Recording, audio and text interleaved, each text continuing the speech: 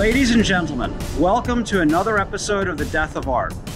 We're at the Whitney Biennial, an institution that's been around since 1973 and basically promotes new art movements, new artists, and it's all of what's supposed to happen in the art world next.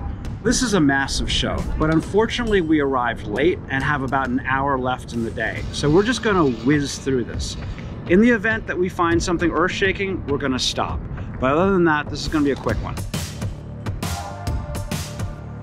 On a certain level, it's a masterpiece. I mean, the original Drinky Bird was a masterpiece. This, he's just sort of redoing it.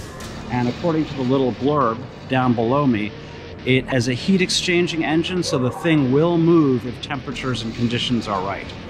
But at least this is a nod to something great from yesteryear.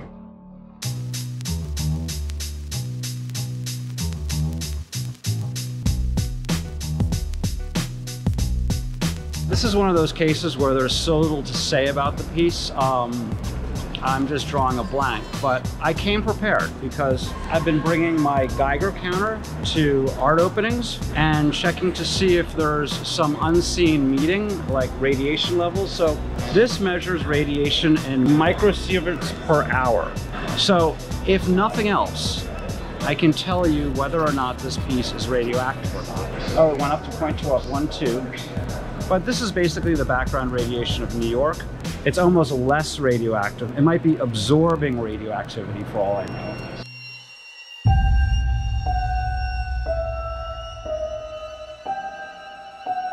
There's 7.62 by 59 millimeter NATO rounds, basically. I mean, NATO doesn't use these rounds very often except in sniper rifles now. So it might be a statement to that effect.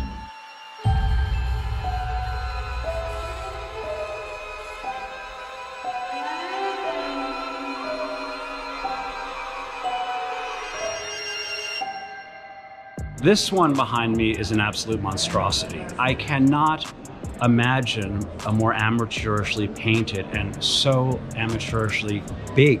It's just like so big. So if they wanted to hammer home their lack of technique, they've done a great job.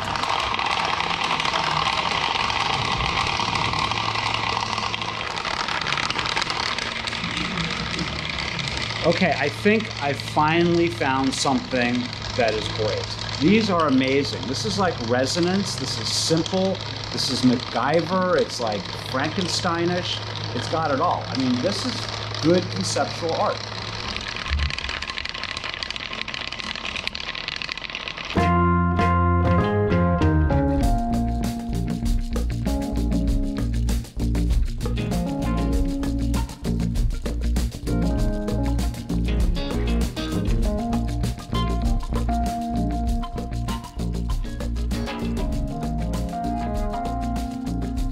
I got a picture of Mexican cops. Actually, some of these have a sense of humor, which really saves it. This one says, the lowest exchange rate I've seen on Google Earth. This one says, an oasis of horror in a desert of boredom. And if you look at the images, you kind of get the joke. So that's kind of cool.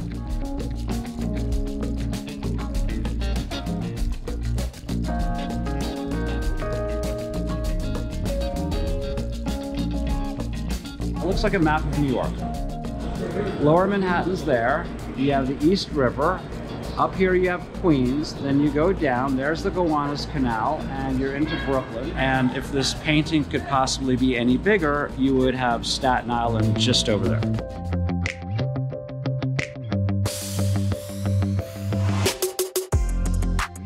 Here we have a piece of kinetic art. Now, the thing about kinetic art is you almost can't lose with it. This piece, I would say, is just boring modernism, yet it moves. And now because it moves, it's actually, oh, kind of interesting. I was just enlightened about this piece. It's tables and stools. So I guess if you were up there, you would be upright. And then you come around, and if you manage to stay on your stool, you get kind of ground into pulp down there. Unless you're really quick thinking, pull out your key and stop the machine. So in a way, it has a little more depth than I thought it is. It's a torture device. It's great. It took some work, but we found the bar. Unfortunately, the bar is closed because we didn't get here in time. So there's always going to be another biennial 2 years from now. Stay tuned. Please like, please subscribe, and please ring the bell.